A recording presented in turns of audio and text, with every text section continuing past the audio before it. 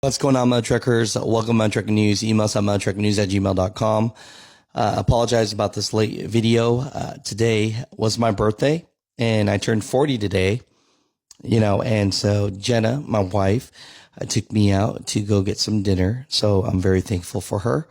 But still, you got to get this news information out there. And so basically, the big news topic right here is that Oklahoma lawmakers passed bill cracking down on non-domiciled commercial vehicle drivers, right? And so these articles are coming out everywhere. And basically, it says here, SB 20, the Oklahoma Secure Roads and Safe Trucking Act of 2025, was passed by the Oklahoma House of Representatives by a vote of 71 to 13 this week. Okay, so now it's just headed to the desk of the governor. And as soon as this is signed, it becomes law.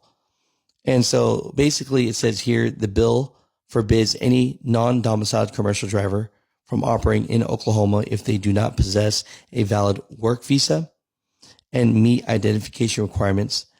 Identification requirements include the presentation of proof of citizenship documents from the country that issued their commercial driver's license, such as birth certificate, valid passport, or naturalization certificate. If a non-domiciled commercial driver violates this driving restriction, they could face a misdemeanor charge or up to 90 days in jail and $8,000 fine. They believe it's going to make a really big difference. It says here, motor carrier face a fine of $3,000 for each violation of this provision of the SB 20. The bill additionally imposes English language requirements for commercial vehicle drivers, similar to those ordered by Trump's administration on federal level in the late April, requiring that drivers possess the ability to communicate with enforcement, emergency responders, and the motoring public. Yeah, I was also scrambling to get signatures on my SB 20. SB 20 is the non-domiciled CDLs and the English proficiency standards that I've been talking about for weeks now. How important this bill is. Over the weekend, my drafters, Michael, you did a fantastic job. And Becky, thank you for taking that initiative over the weekend to give me a solid bill. And this bill is solid. Making it perfect amongst all of the industries involved and having them come together and be in an agreement on the bill language. But because we did that over the weekend, it had to go to conference committee. That's protocol. But sometimes they say bills go to die in conference, and we did not want that to happen. So I was scrambling hard on Tuesday to get signatures and get that thing back out of conference, and the same in the House. Representative Wilk did a great job at making sure it got out of conference with all the signatures needed, and it happened. We got them all out. We got the bill back ready to go on the agenda. So Wednesday morning, of course, you wake up and you just expect it to be on the agenda, and it's not there. So I was pretty bummed Wednesday morning going to the Capitol, not seeing SB 20 on there. But I left it in God's hands. We had devotion that morning in prayer with the governor. We do that. And then I just kept praying. God has gotten me through this so far, and he has. He has moved since the beginning when my constituent came to my office and had a request to save the trucking industry. Stevens Trucking came and said, we have to do something now. And I said, I will do everything I can. And my leadership was involved and was ready to help. And so I started making phone calls, and I've made connections with people in American Truckers United in Arkansas. Lots of trucking industries, of course, in Oklahoma on board now. This has been a God thing since the beginning. And you just have to remind yourself, Kendall, when you do not rely on God fully first, doesn't mean you don't do the work, but when you just start trying to take it into your hands, and you get caught up in that up at the Capitol a lot. What can I do? What else can I do to get something done? That is not how it works. You rely on God first and still do the work. And we see that throughout the Old Testament. And now I'm getting preachy on you, but it's just a good reminder. And, every time a leader in the Old Testament, Joshua or Moses or David, any king, that did not fully rely on God and started leaning on his own strengths, that is when failure came or punishment came. So I focused on that all morning, and by lunchtime, my EA had called and said, hey, they revised the agenda. SB 20 is going to be on there. Let's go. So I hustled back. I just left for lunch, skipped lunch, came back, and studied that bill as hard as I could because I knew the debate was going to be hard on it. And it was. I mean, I got christened for sure as a freshman on the floor with that bill, but it's solid, guys. And so we got it passed. Thank you to everybody who passed this bill handily.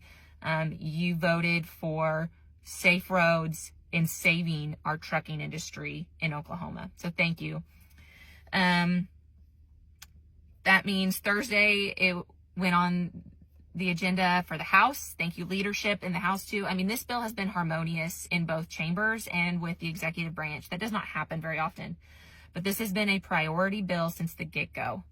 And it's been awesome to be carrying such a important, vital piece of legislation and to have both chambers unanimously prioritized on it. It was awesome.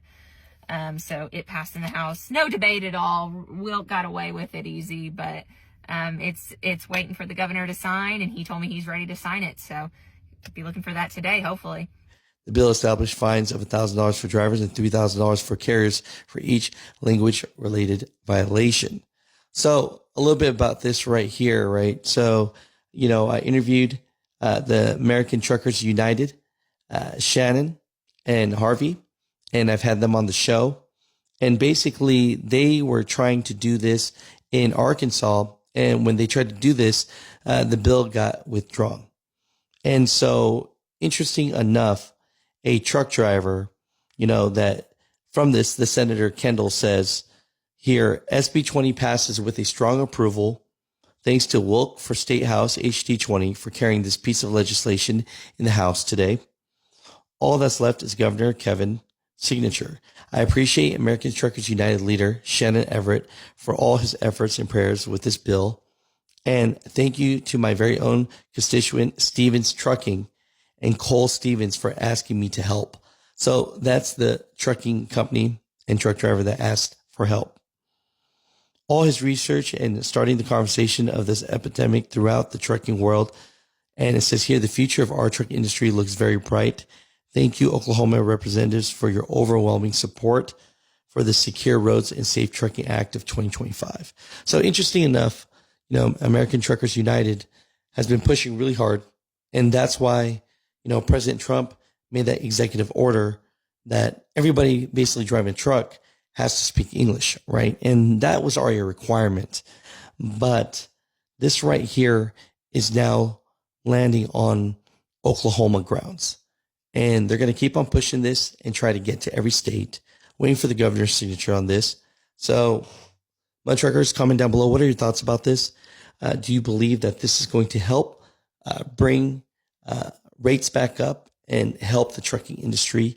And most of all, help the public safety of our roads?